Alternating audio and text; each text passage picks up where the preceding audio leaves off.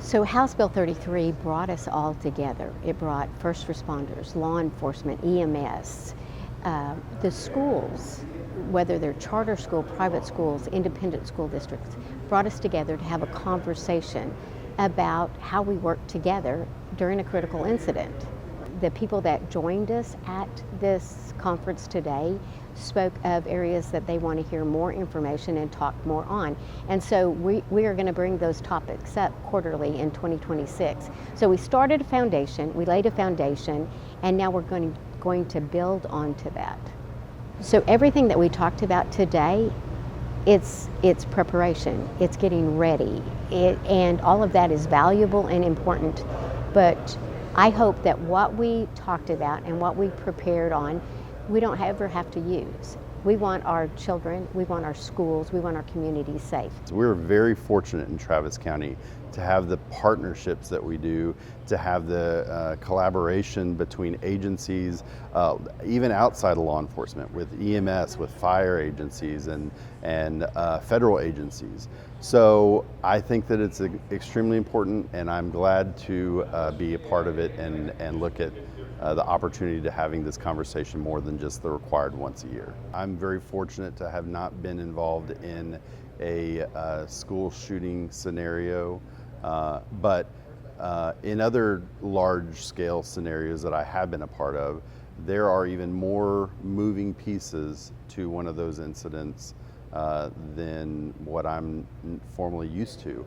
And knowing that I have the partnership of the sheriff and federal partners, the state partners, and other jurisdictions around me gives me comfort in knowing that we will be able to provide a swift resolution to an incident with those partnerships. Man, coordination is so important.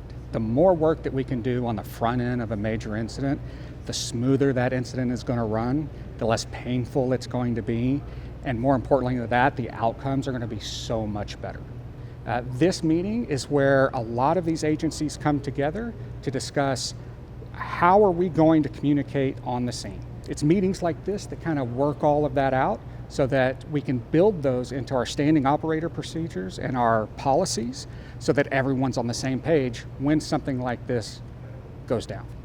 So it's really critical to have administrators, superintendents, principals at a meeting like this so that we can get to know each other, right? We can build a relationship there. It's so much easier when we need to respond to a situation if we already have a relationship built. We already know the people involved. So we're not looking around and going, hey, is that the person I need to talk to, or is that person over there? We have a relationship built. And so that's the first critical aspect. And the second is so that we're all speaking the same language and we're all prepared. There are schools out there that don't have reunification plans, that don't have packets to hand to law enforcement when you show up, that has maps of a school, that has access card, that has keys, that has things like that.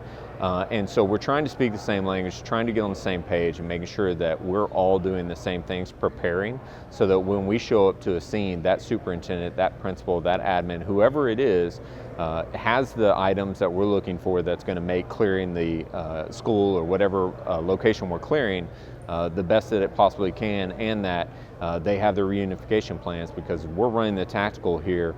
You know, we're going to need school administration to step up and help get kids reunited with their families safely